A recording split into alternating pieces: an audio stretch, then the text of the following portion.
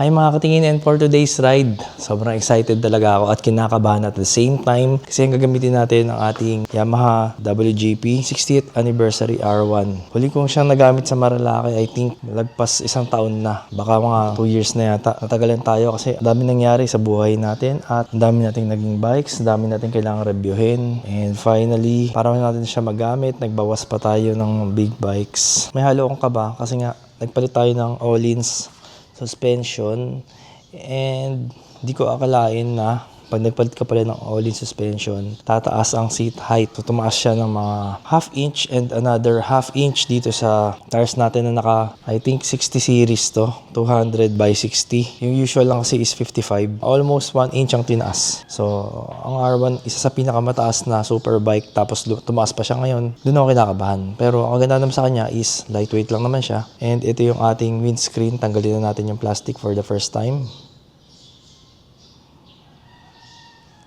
Yun, oh. Ayan. So, meron tayong winglet mirrors dito na bagong kabit, tsaka itong WRS windscreen natin, smoke windscreen. Siyempre, exhaust natin, SE titanium. Nagpalit tayo na seat cowl, kulay white. Ayan, diba? Bumagay, no? Brembo na brake master, RCS 19 Corsa Corta, Brembo brake, and Öhlins suspension din sa harap. So, let's go. Excited na akong magamit na ulit. Ito gagamitin nating outfit ngayon. Ating RST racing suit. Papakita ko rin kung gaano ka hirap or kadali magsuot ng racing suit. So unang-una kailangan naka-leggings para dumulas. Kasi makapit yung inner lining niya. Kumbaga may medyas. So kagandahan ng RST racing suit, naka-kangaroo skin, napakalambot ng leather niya. Kaya madali siyang suotin at hubarin. Very comfortable. Yun nga lang, may ano rin siya. Meron din siyang bigat. Kaya dagdag pagod kung gagamitin mo within the city, matatraffic ka. Kumbaga, ramdam mo rin talaga na nagamit ka ng more effort sa kanya. So, dito meron tayong bagong riding boots na gagamitin. S Miura Evo Air. Size 42 ang kinuha natin. Diba? Pogi, oh. Kasi meron siyang white, tas meron siyang red. So, naisip ko, babagay ito kay R1 WGP natin. Meron ako actually na bagong riding gloves, kaya lang sobrang bago pa din. Hindi pa nabe-break in yun eh. So hindi ko alam kung gagamitin ko ngayon or baka next ride na lang. I-break in ko muna siya kasi mahirap pagka bagong gloves. So baka maglulumang gloves muna tayo. Medyo matigas pa siya dahil bago. Alright. Pogi, let's go. Sabi naman itong petrol na napuntahan natin, no? Walang iya. May Ferrari, may Audi R8. Ano po? XCS, full tank. Card yan, cash. Cash po, cash. Card. Cash po, cash. Card. Cash. Boy, full tank boy, cash. Hawakan ko na lang, para mahuhulog eh. Ito na lagay. Yan, para safe. Meron pa ako ng Kawasaki na jet ski. Ganda na mga kotse rito ah, kuya. So may-ari po ng gas station yan. Puno na yung parking sa bahay nila. Napuno na. Ano siya? Hindi na ba align? Full tank ba natin? Hindi na kaya. Okay na ito kuya, ano? 700 na lang. Parang hindi mabigat. Thank you. Halos puno na rin naman. Halos full tank na rin.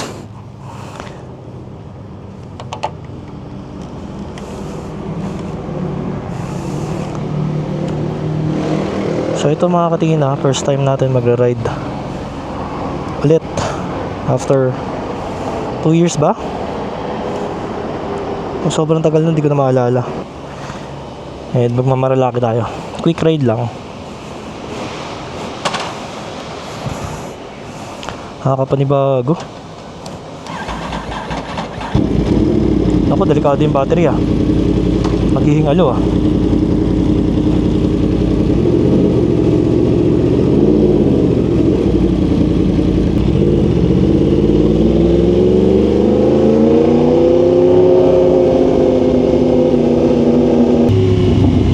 Nakakapanibago pagka superbike, halos per second ka lang.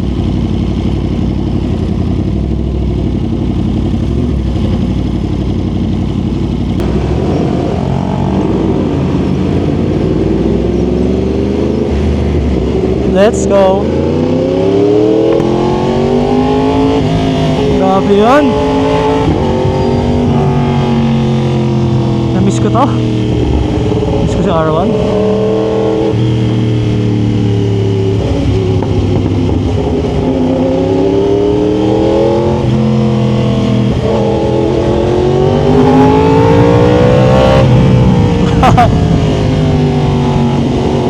Tumatawid eh. Kahit na walang tawiran eh. Nakakatakot talaga sa Pilipinas. Pero ganun pa man, masarap pa rin sa Pilipinas. Hindi siya pagpapalit sa kahit saang bansa.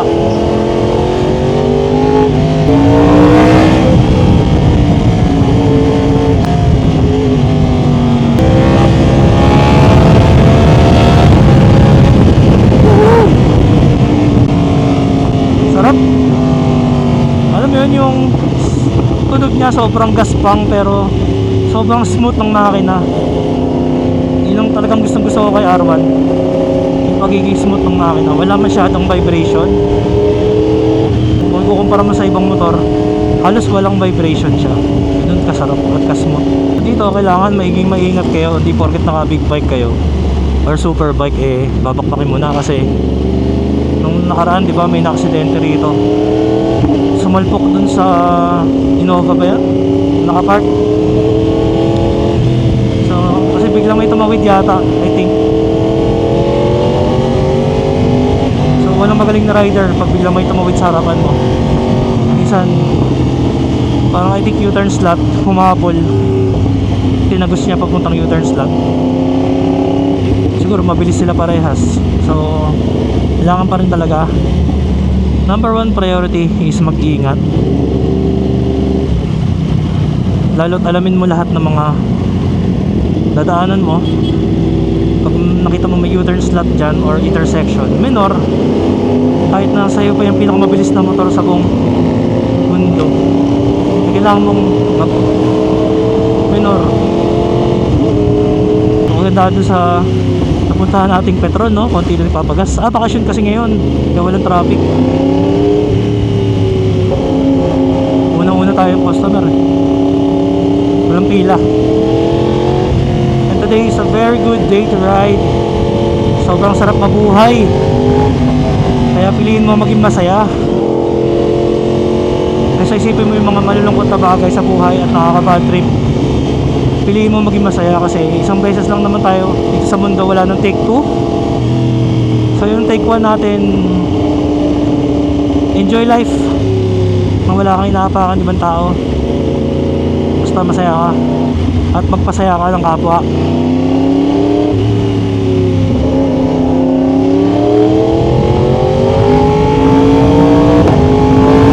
At kagabi nga nahirapan akong matulog kasi sobrang excitement. Alam mo yun, parang magkikita kayo ng ex mo. Parang long time friend, matagal na kayo hindi nagkikita. Ano yun, nahulog. Yung bote niya nahulog. Delikado yun ha. Pag may nakagulong na motor doon, ano yun, stainless na bote, madulas yun.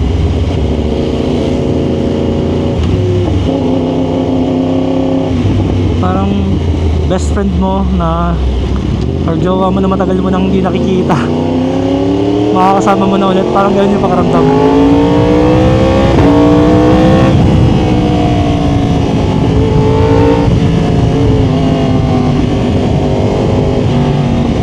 By the way, nag-order nga pala tayo ng Hilly Bars para dito sa R1 para tumaas ng konti yung flip-on, kasi nag-idea ako nung hiniram natin dati yung race bike ni TJ Alberto. Yan, shoutout kay Boss TJ, idol natin yan, racing champ TJ Alberto. Ayun, nung hiniram natin yung race bike niya is nakita ko naka-riser. So sabi ko, kahit pala pang racing, pwede rin palang i-riser para, di ba, para naman di ka masyadong pagod. So kailangan kasi ngayon maging mautak ka na para tumagal ka sa ride, di ba? Or sa race, pwede pala mag-riser. So yun. So ganun gagawin natin, magra-riser tayo. Siyempre kailangan natin utakan yan. So grabe, order natin, no? 2,200 lang for a 2022 bike. nakuha natin to 1,900 plus. So 300 plus pa ang tinatakbo natin in 2 years. Grabe yun, talagang ganun natin siya, hindi nagamit talaga. Yung kasi yung time na na-busy na tayo sobra.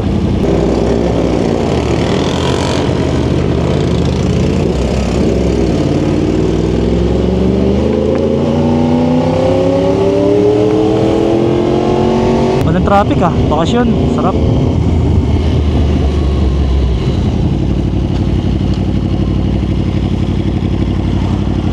Hindi ko alam kung may magra-ride tayong tropa ngayon. So ito na, take off na tayo. Nagulat ako, ang dami natin kasama ang superbike ngayon. Minsan lang tayo mag superbike eh. Pero dito meron tayong KTM Duke 790 naka-Acra. Dito speed triple 1200 RR loaded, diba? R1 natin syempre. Ito naman GX10 RR Nigale B4SP 2. Tapos yun, saan tayong Puro TSR, Panigale. Ganda ng kulay oh. 10R and Panigale pa doon. Wala. So yun. Welcome sa ano, kay brother. Yung ka 10R, first time niya nag-superbike. First time niya nag-sport bike. Galing siya ng Z9 SE. Yun. Ano, di andar. Ay, ganda oh.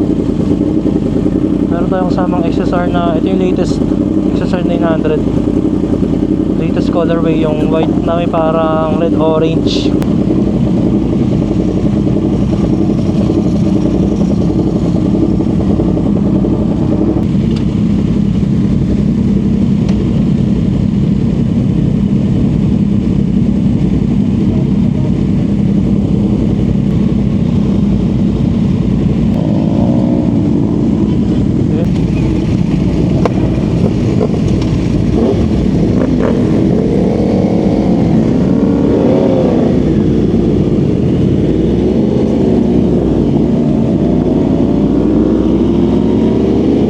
Lang tayo, naka V-mode lang tayo.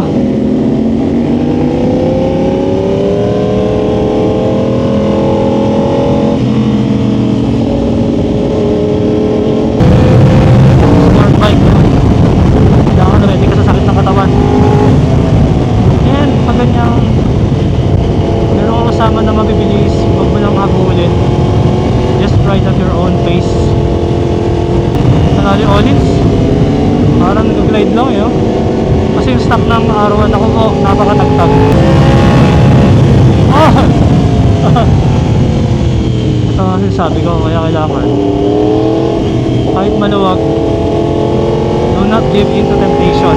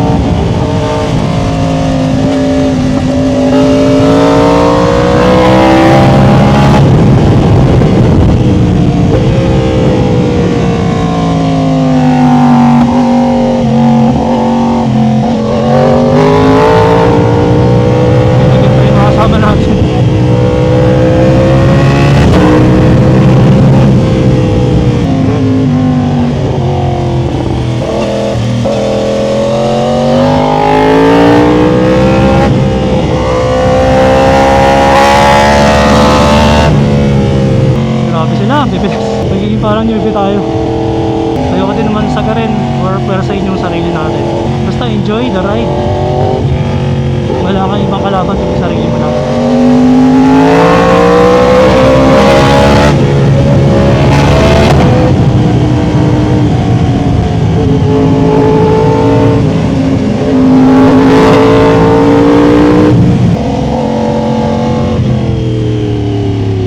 Nagbagal talaga yun, no?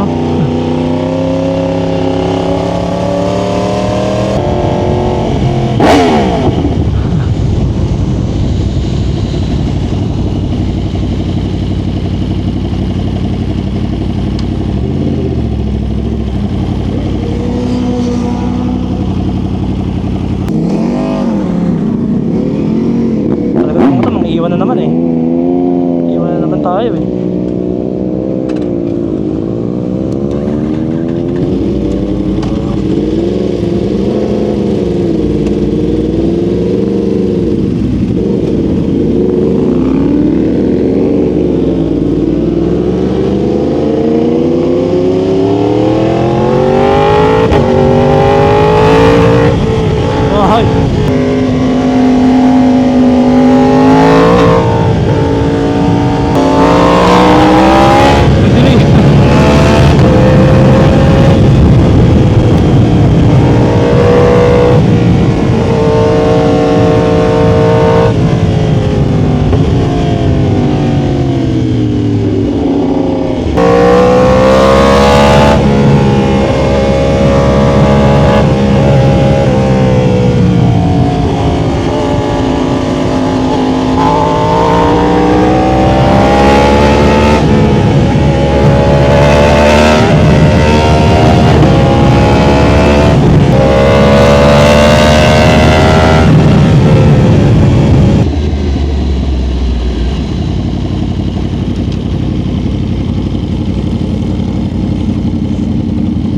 Ay.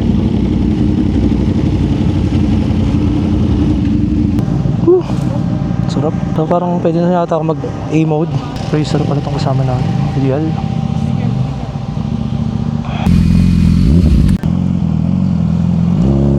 Ganda. R6.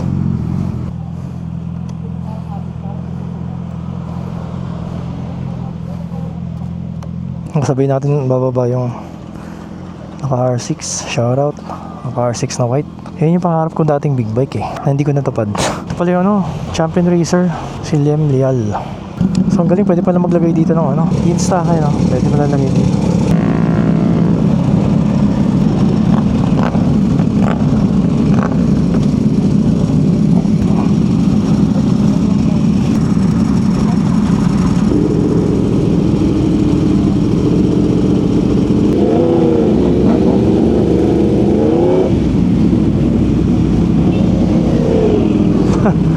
Hindi na talaga ako sanay. Mode A kaya natin. Nahirapan ako actually sa mode B. Ayun, pwede palang bawasan yung traction.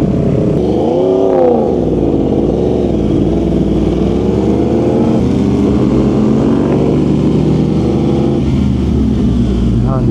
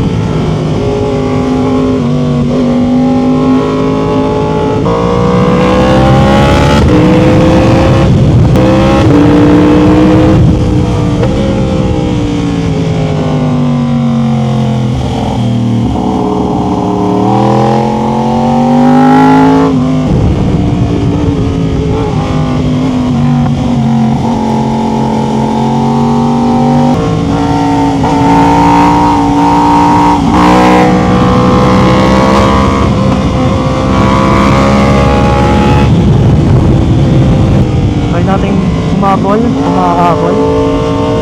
Sa likod lang, sa likod. Buntot lang tayo sa likod.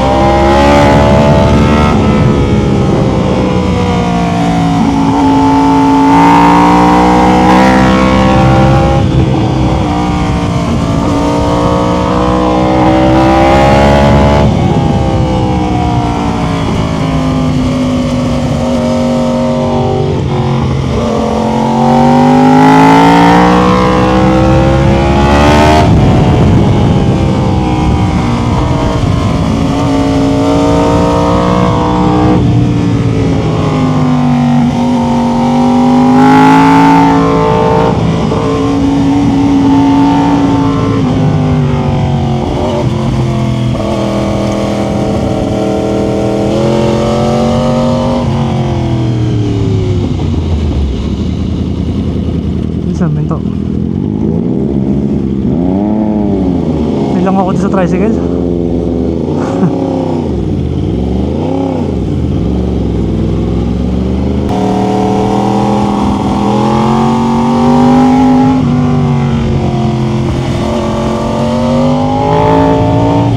Dumudulas ako sa tangke. Hindi ako makahang off. Kailangan ng ano, tank grip.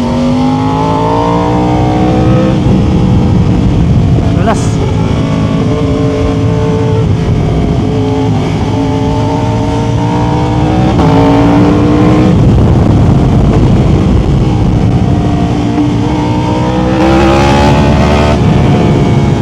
My goodness, sakit sa batok. Sa sobrang subsob, no?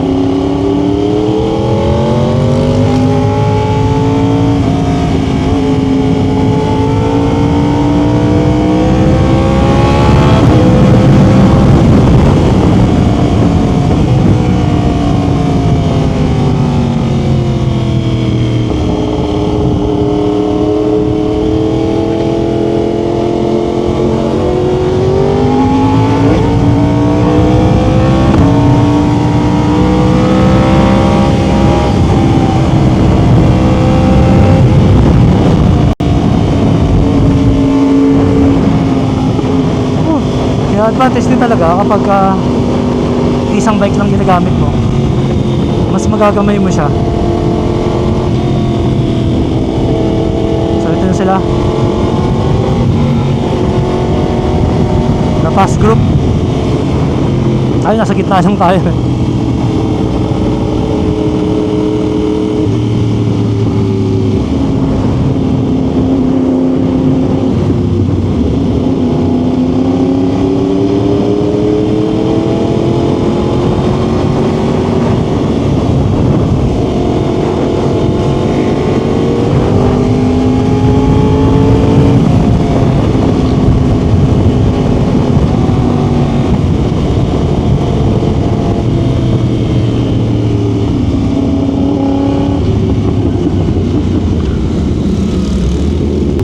Magkakape pa.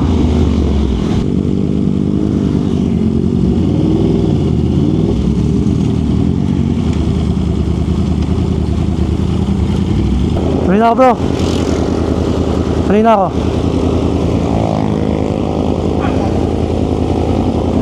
Bro, tuloy na ako. Next time ulit.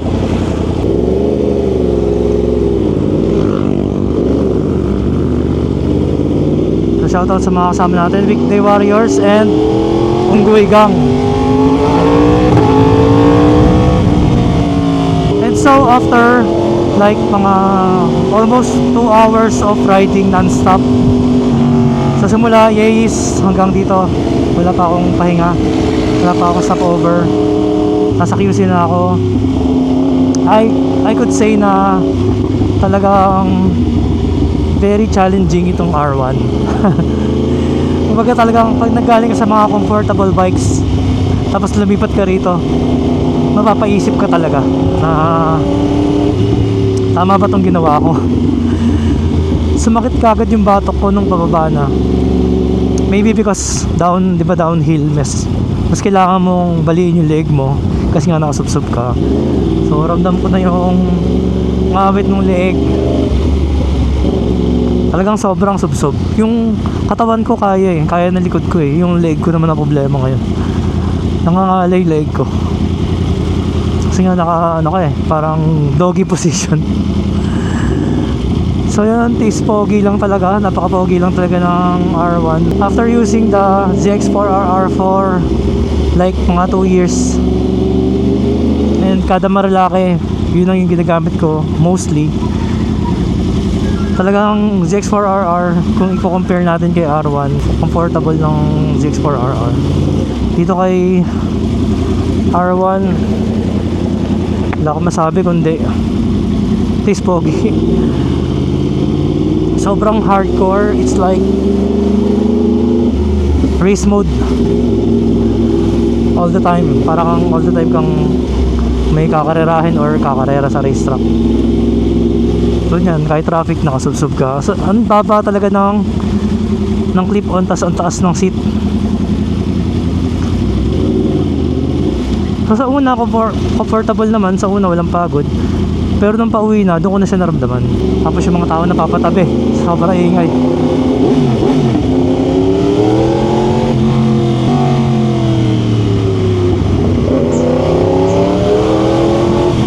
Not to mention the heat.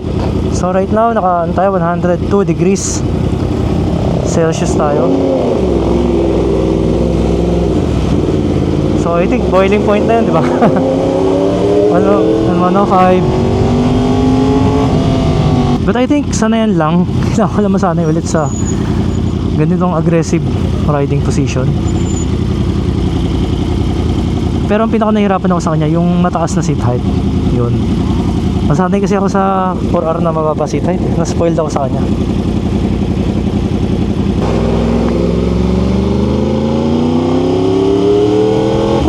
Kailangan dito, you stay as calm, as relaxed as possible para hindi ka ma-fatigue. Para tumagal ka sa ride. Pero may in-order tayo na clip-on, so hopefully siya yung answer sa ating pagod. So pala mayroon pala ng kulay blue sa Uni Oil, oh. Mayroon na pala 97 dito.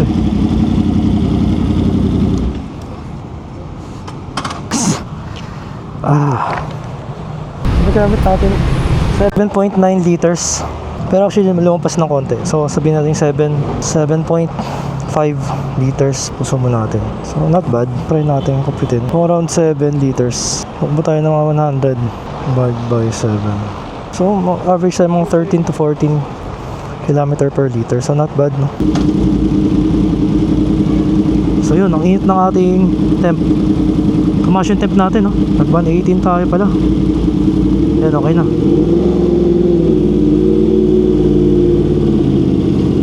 Bumaba na kagad. Bumukas na yung fan. 104 na kagad, normal na ulit. So re-recommend ko siya kung ikaw ay advanced rider na nakasubo ka na sa mga lower displacement ng big bike at gusto mo na talaga ng ang malakasan. Pero kung first big bike mo, parang hindi ko siya mare-recommend. Gusto ko talaga dumaan ka muna sa mga lower cc para malaman mo yung difference. At syempre mahal ang pyesa niya para well trained ka na, ready ka na sa mundo ng mga super bikes. After riding mga 2 hours straight, okay pa naman ako. Batok ko lang talaga. Nangangalay yung batok ko, medyo lang, pero kayang-kaya pa naman. Unlike sa ZX4RR na para ako naka naked bike, no? Walang pagod. Pero happy ba ako sa R1? Of course.